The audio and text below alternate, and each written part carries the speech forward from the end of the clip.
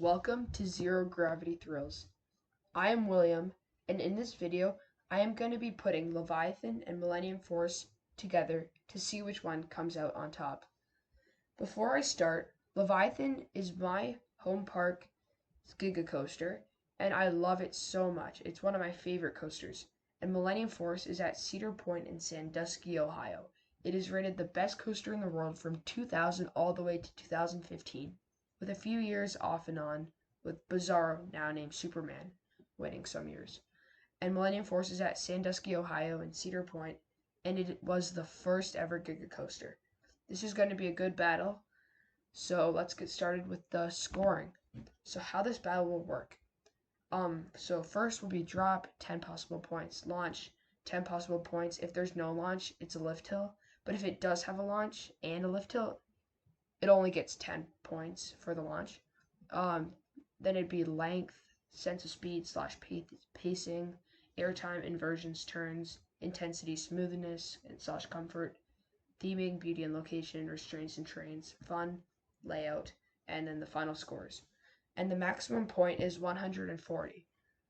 So you can't get over that. And for example, smoothness could affect any element slightly, but it still has its own category. All right, let's get started. Drop. Both these coasters have amazing drops. I like them both about equal, but I think I have to give the edge to Millennium Force because it feels like you pick up so much speed before you plummet down the 300-foot drop. Probably because the chain lift is much faster, or cause it's not actually a chain lift, it's more a cable lift. But you get some good speed, and it's not as tight as a crest, so you like fly down it, you get some floater. But Leviathan's drop is also amazing. Leviathan's drop, like they both really last long. Leviathan's drop feels a little steeper, but Millennium Force's feels longer. Um, they're both very good though. So Leviathan gets 9 points and Millennium Force gets 10 points. Next up is launch or lift hill. Both these coasters do not have a launch, but they do have lift hills. So and both these coasters' lift hills are very good.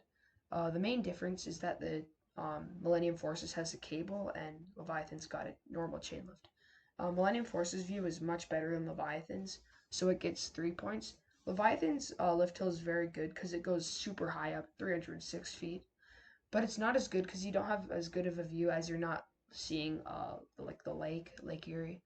You kind of just see a parking lot and kind of downtown, but you're so high, so it gets still 2.5 points. Next up is the length. Millennium Force is longer by over 12 seconds, and you can certainly feel that extra time. Millennium Force gets more points, but both coasters still have a good length. So Leviathan earns 6 points, and Millennium Force gets 8 points. Next up is a sense of speed / pacing. Both these coasters feel very fast and keep their speed throughout the course perfectly. But Millennium Force has more low to the ground elements, and it flies through trees and ice wooded area, and it goes by the water, making it feel much faster. Not to mention, but by the end of Millennium Force, it's still flying super fast. Leviathan kind of slows down. It still has its moments of very fast speed, but overall, by the end, it kind of slows down, and the fast moments feel faster on Millennium Force. But Leviathan still gets 9 points because it still feels very fast. Millennium Force, of course, gets 10. Next up is the airtime. While both these coasters have 3 main airtime hills and airtime on the drop, Millennium Force's airtime is so much stronger and more sustained. Millennium Force's first big airtime hill, other than the drop, you go flying for probably 4 seconds. It's sustained. It's almost flow ejector. It's very good. And then the next airtime hill is the one on the way back. It is also just like the other one, but it's even more ejector, less sustained, but it's not as long, but I think it's just as good, if not even better. But then the best airtime hill on Millennium Force is the speed hill, I find. After that tunnel, you go right by the station and you go flying. It is a quick pop of ejector and you go flying. It's great airtime. Leviathan has good airtime too, but nowhere near as good. The drop gets good airtime, good kind of like a little pop of floater all the way down. Leviathan's first big airtime, or like first speed hill actually, is probably my favorite airtime hill on the ride. You go flying, it's good ejector, And then the next two airtime hills are big, but they don't really give too much airtime. I mean, they give a little bit of floater, but it's not that good compared to like the Speed Hill and Millennium Force. It's just okay. So Leviathan gets 7 points and Millennium Force gets 12 points. Next up is the inversions. None of these coasters have inversions. They don't go upside down, so they can't get any points on this. Next up is the turns.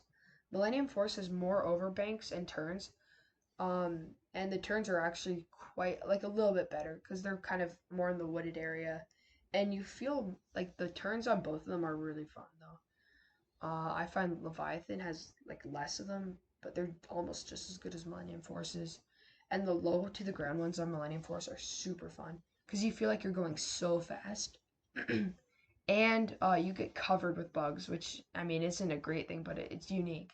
And the tunnels make you feel also like you're going very fast with the turns in the tunnels. Millennium Force gets 9 points with the turns, and Leviathan gets 7 points. Next up is the intensity. These coasters are not the most intense. Their overbanks and airtime do add to the thrill, but both these coasters have their moments of strong G's.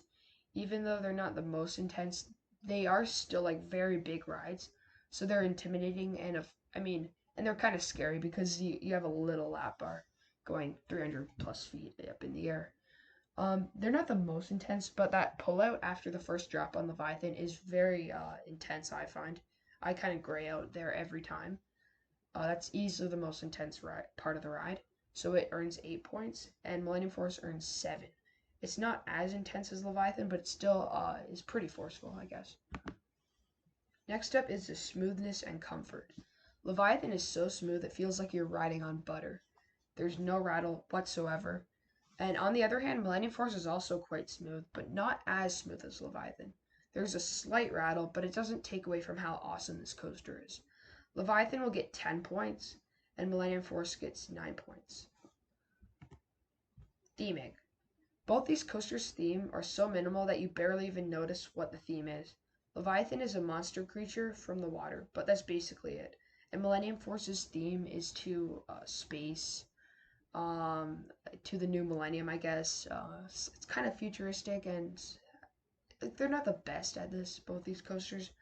But, I mean, they get 2 out of 10 because they still have a little bit of theming. Millennium Force's station music is amazing, though. That's good.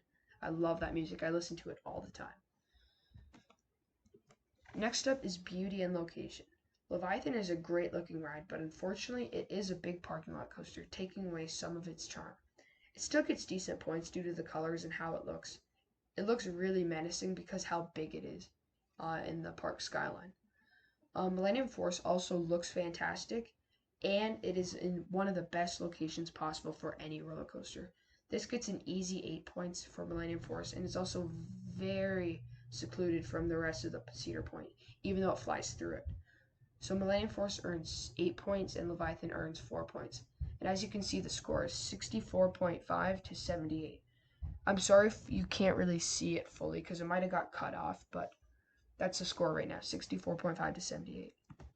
Next up is restraints and trains. Both of these coasters have great open lap bars and have really nice train colors and a really nice design to them. I like them about equal, but both of these coasters' restraints are amazing. Like if it was just on restraints at a 7, they would easily get a 7 out of 7. But the trains, they look very good, but they're not really detailed. They would get a 5 out of 7, so it evens out to be a 6 out of 7 for both of them. Next up is the fun. Now both these coasters are about as fun as it gets. Overall, while riding Millennium Force, I have more fun, which makes me want to just get back in line and ride it again. I find I have more fun on Millennium Force because it feels more of like an adventure, and I don't even know why I like Millennium Force. It's just more fun for me. Maybe because I've ridden it much less than Leviathan, because Leviathan is at my home park, and I've ridden it all. I ride it all the time. But I just find Millennium Force more fun. So it definitely gets a 10 out of 10. It's probably the most fun coaster I've ridden more so than like Maverick, Steel Vengeance even. Yeah.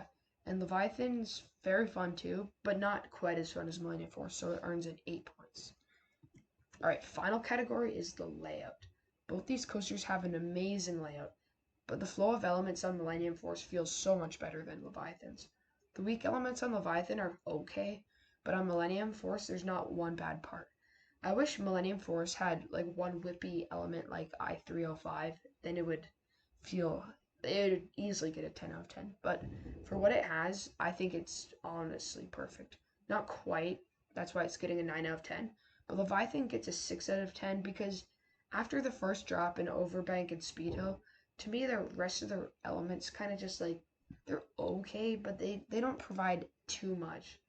I wish they kind of changed it up, maybe had like a treble clef like Fury, or like a speed turn kind of like Fury as well.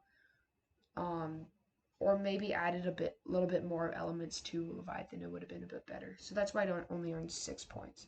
Okay, who won? Winning by 18.5 points is Millennium Force.